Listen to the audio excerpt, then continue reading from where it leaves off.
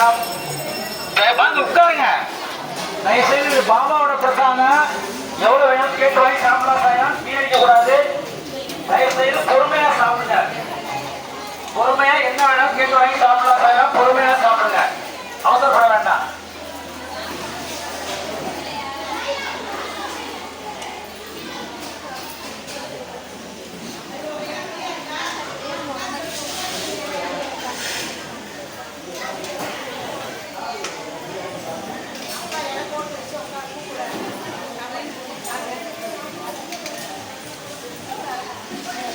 Service பண்றவங்க நம்ம சாய் பக்தர்கள் கொஞ்சம் பொறுமையா எல்லாம் எடுத்து வைங்க.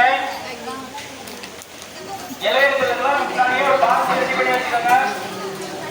சங்கராச்சாரியா, உங்களை என்ன சொன்ன வேலை என்ன புரியல?